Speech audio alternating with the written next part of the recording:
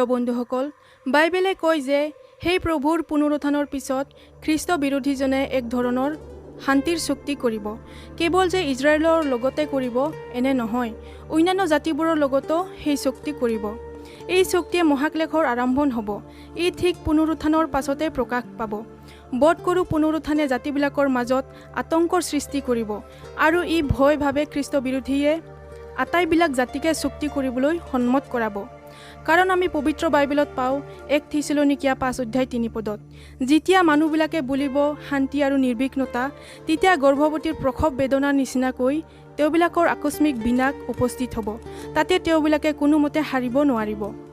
প্ৰিয় বন্ধুসকল, সেই শান্তিৰ বাবে কৰা প্ৰচেষ্টাৰ পাছতে এই যুদ্ধৰ আৰম্ভ হ'ব। ই কেৱল যে পৃথিৱীৰ এক অংশতে হ'ব এনে নহয়, গোটেই পৃথিৱীব্যাপী ভয়ানক বিধ্বংসীকাৰী যুদ্ধ হ'ব। আৰু খ্ৰীষ্টৰ আগমনৰ পাছতো যদি আপুনি এই পৃথিৱীতে ৰৈ যায়, তেনেহ'লে আপুনি দেখিব যে হঠাতে পৃথিৱীত অশান্তি আৰু বিশৃংখলতাৰ অসম্ভৱ ৰূপে বৃদ্ধি পাইছে আৰু ই এক অতি বিধ্বংসকাৰী যুদ্ধ হ'ব। প্ৰিয় বন্ধুসকল, প্ৰকাশিত বাক্যত বৰ্ণনা কৰা আছে যে এই বিশ্বযুদ্ধৰ সময়ত 1/3 ধ্বংস পাব আৰু ইয়াৰ পাছতে আকাল আৰু মহামাৰীয়ে দেখা দিব। এই পৃথিৱীব্যাপী আকাল মাথন অলপ খোৱা বস্তুৰ আকালহে যে হ'ব এনে নহয়, ই অতি ভয়ানক আৰু গভীৰ হ'ব। বছৰ বছৰ ধৰি বৰষুণ নোহোৱাৰ ফলত কোনো ফচল উৎপন্ন নহ'ব। লাখ লাখ মানুহে খাবলৈ নাপায় মৃত্যুক সাউতি ল'ব। কাৰণ আমি বাইবেলত পাওঁ যিচয়া 9:20 আৰু সিহঁতে সোঁ হাতেৰে চিৰি খায় তথাপি ভোক নপলায় আৰু বাওঁ হাতেৰে ভোজন কৰে তথাপি সিহঁত তৃপ্ত নহয়। সিহঁত প্ৰতিজনে নিজ নিজ বাবিচনীৰ মঙহ খায়। প্ৰিয় বন্ধুসকল, মহাক্লেশৰ সময়ত মানুহে যে মানুহকেই ভক্ষণ কৰিব এনে নহয়, নিজ শৰীৰৰ মাংস ভক্ষণ কৰিব। আনকি ধনৱন্তসকলে ধন দিও খোৱা বস্তু কিনিবলৈ নাপাব আৰু সোণ দিও ইয়াক পোৱা নাযাব, কিয়নো তেতিয়া সোণৰ কোনো মূল্য নাথাকিব। যাকোব 5:1-2-3 পাওঁ, এতিয়া চোৱাচোন হে ধনৱন্ত লোক, তোমালোকৰ যি দুৰ্দশা আহিব লাগিছে তাৰ কাৰণে হাহাকাৰৰে ক্ৰন্দন কৰা। তোমালোকৰ ধন সম্পত্তি গেলি পচি গ'ল, তোমালোকৰ কাপোৰ পোকে খোৱা হ'ল, তোমালোকৰ সোণ ৰূপ মামৰে খোৱা হ'ল আৰু সেইবোৰ মামৰে তোমালোকৰ বিপক্ষে সাক্ষ্য দিব আৰু জুইৰ দৰে তোমালোকৰ মঙহকে খাব। তোমালোকে শেষ কালতহে ধন সাঁচিলা।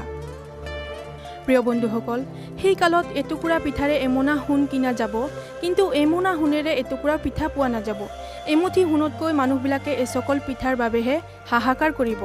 আকালৰ কেইবাটাও কাৰণ হ'ব পাৰে। সেই সময়ত অনাবৃষ্টি হোৱাৰ সম্ভাৱনা নিশ্চিত আৰু যুদ্ধই নগৰবিলাক ধ্বংস কৰাৰ লগতে শস্যবোৰৰ বিস্তৰ ক্ষতি সাধিব। সেই সময়ত গোটেই পৃথিৱীব্যাপী এক পৰিৱৰ্তনৰ সম্ভাৱনা হ'ব আৰু ই বতৰৰ ওপৰত প্ৰভাৱ পেলাব আৰু জলভাগৰ ওপৰত প্ৰভাৱ হ'ব। এই দূষিত জলভাগে নিশ্চয় অনেক শস্য নষ্ট কৰিব আৰু সেই সময়ত অধিক ধ্বংসাত্মক পৰিস্থিতিৰ সৃষ্টি হ'ব। ভূমিকম্প, বামাৰুলি, ঘূৰ্ণীবতাহ আৰু মহামাৰী ই সকলোৱে মিলি অতি ভয়াৱহ পৰিস্থিতিৰ সৃষ্টি কৰিব। এইবোৰৰ দ্বাৰাই খাদ্য শস্যৰো পৰিস্থিতি পুনৰাই ভয়াৱহ কৰি তুলিব। প্ৰিয় বন্ধুসকল, এতিয়া এনেবোৰ দুৰ্ভাগ্যজনক ঘটনা যে বৃদ্ধি পাব লাগিছে তাৰ প্ৰমাণ দেখিবলৈ পাইছোঁ। ভূমিকম্প প্ৰায় সদায় ঘটি থকা ঘটনাৰ দৰেই হৈছে। ই সকলো আগন্তুক সংকটৰ আভাস মাথন। আৰু এদিন এনেকুৱা দিনো আহিব যে মানুহে ঈশ্বৰৰ সেই ক্ৰোধৰ পৰা সাৰিবৰ কাৰণে বহুতে উপায় বিচাৰি ফুৰিব। কিন্তু যোজনা এতিয়া আছে যে মানুহে পাতে ঈশ্বৰে ভাঙে। এই যোজনা যে কিমান সত্য তাক মানুহে মহাক্লেশৰ সময়ত উপলব্ধি কৰিব পাৰিব। মানুহ যে কিমান অসহায় তাক জানিব। মানুহে যদি ঈশ্বৰৰ বিৰুদ্ধে যুঁজিব খোজে তেনেহ'লে তেওঁলোকে মূৰ্খৰ ৰাজ্যতহে বাস কৰিছে। আৰু যিজনে নিজ নিৰ্মাণকৰ্তাৰ লগত বিবাদ কৰে তাৰ সন্তাপ হ'ব, কিয়নো যিজনা ঈশ্বৰ, যিজনা পৃথিৱীৰ গঠনকৰ্তা আৰু নিৰ্মাণকৰ্তা, যিজনাই তাক স্থাপন কৰিলে, যিজনাই অনৰ্থক ৰূপে সৃষ্টি নকৰি বাসস্থানৰ নিমিত্তেহে তাক নিৰ্মাণ কৰিলে, আকাশমণ্ডল সৃষ্টিকৰ্তা সেই জিহুৱাই এই কথা কৈছে, ময়েই জিহুৱা, আন কোনো নাই। হে পৃথিৱীৰ অন্তৰ্বাসীবিলাক, মোলৈ দৃষ্টি কৰি পৰিত্ৰাণপ্ৰাপ্ত হোৱা, কিয়নো ময়েই ঈশ্বৰ, আন কোনো নাই। মোৰ আগত প্ৰত্যেক আঁঠু যে পৰা হ'ব আৰু প্ৰত্যেক জীৱাই যে শপত কৰিব, মই মোৰ নাম লৈ এনে শপত কৰিলোঁ। মোৰ মুখৰ পৰা ধৰ্মবাক্য ওলাল আৰু সিয়ে নুলুটিব। প্ৰিয় বন্ধুসকল, যিবিলাকে এই সকলো বেয়াৰ পৰা আঁতৰি প্ৰকৃত ঈশ্বৰৰ পৰা ওলোৱা আত্মিক ধাৰাক গ্ৰহণ কৰে তেওঁ ধন্য। আৰু পুনৰুত্থানৰ সময়ত যদি আপুনি বাদ পৰি যায় তেনেহ'লে আপোনাৰ এটা মাথোন আশা আছে। ৰোমিয়া 10:13 লিখা আছে, কাৰণ যিকোনোৱে প্ৰভুৰ নামত প্ৰাৰ্থনা কৰে তেওঁ পৰিত্ৰাণ পাব। সেয়েহে এতিয়াও যদি আপুনি প্ৰভুৰ নামেৰে প্ৰাৰ্থনা কৰে তেনেহ'লে পৰিত্ৰাণ পাব। প্ৰভুৰ ওচৰত নিবেদন কৰক যাতে তেওঁ আপোনালৈ অনুগ্ৰহ প্ৰদান কৰে। কিজানি ঈশ্বৰে আপোনাক অনুতাপ কৰি ঘূৰি আহি পৰিত্ৰাণপ্ৰাপ্ত হ'বলৈ পুনৰ এক সুযোগ দান কৰে। যদিহে এতিয়া আপুনি খ্ৰীষ্টলৈ নুঘূৰে তেনেহ'লে হয়তো বহু দেৰি হৈ যাব, কিয়নো উত্থানৰ ঠিক পাছৰ পৰাই পশুৰ প্ৰভাৱ বৃদ্ধি পাব।